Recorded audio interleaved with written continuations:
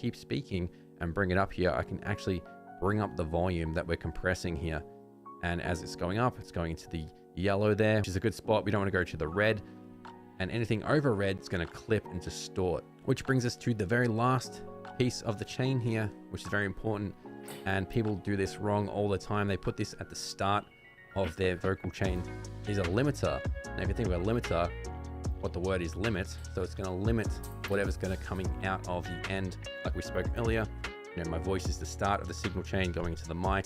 It has to have an end point and like reach to the end, and the very end. We don't want the sound to go to infinity. We want it to reach and stop at a point here. So we've got -6.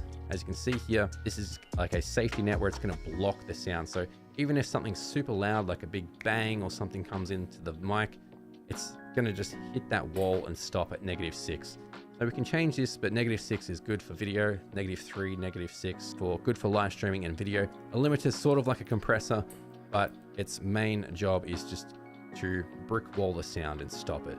It's very important to set it up in this way. This is the right order that you want to set your audio filters up. Do you want to remove any noise that you don't want? Add any nice frequencies or sounds that we want to shape for our sound. Compress that sound to make it loud, and then limit that sound so it's ready to be produced for a video or an output for a stream. Thanks for watching. Take a look at part 4 up next, and that's going to be covering a cool look at the audio mixer when I stop speaking. You'll notice that around -50 dB, down near the bottom, there's still green bars showing that this mic's picking up audio. Now, noise suppression, it's similar to a noise gate here. The purposes of these is to reduce that noise of the noise that we don't want to hear and try and keep the volume and the noise that we want from what we're capturing, which is our voice in this example here. So if I turn on noise suppression,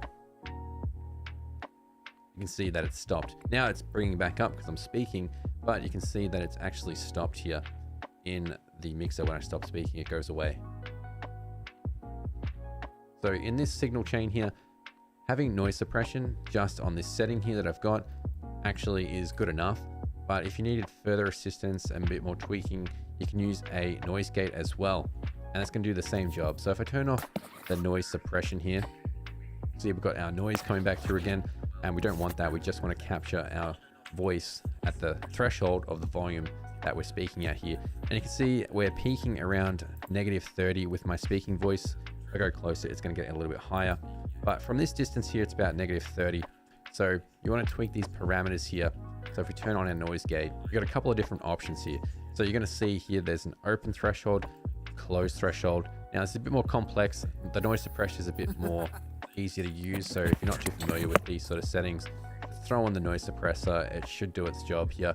But there's other parameters here for the noise gate. Basically the attack time, hold time, and release time. So attack time is how fast that it's going to kick in, how long it's going to hold for. Basically you want the noise gate to be active, and release time is just when it's going to release. If it's going to release really fast, it'll be like really quick, or if it's going to have a little bit of a delay, so it's not as like abrupt and cuts off really quick. So it can be a bit tricky to get these settings right. It's probably not best to copy these settings because these settings aren't going to translate to anyone else's setup, because it's going to be dependent on the background noise, the gain that you have on your mixer and your mic, the type of mic you're using.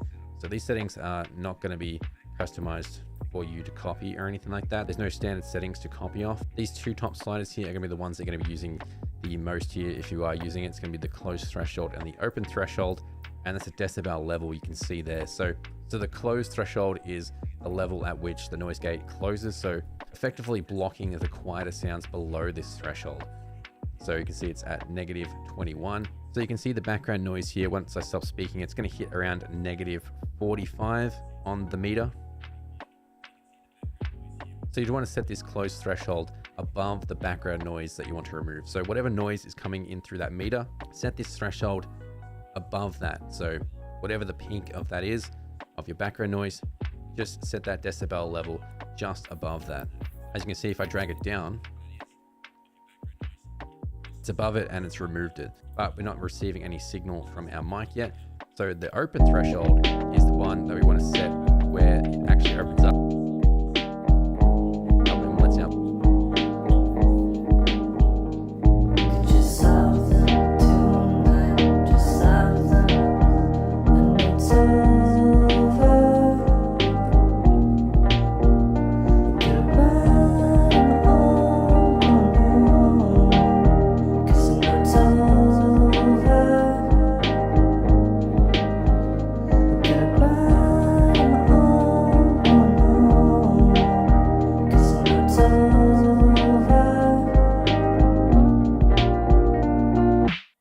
Don't you know the difference? Just think logically.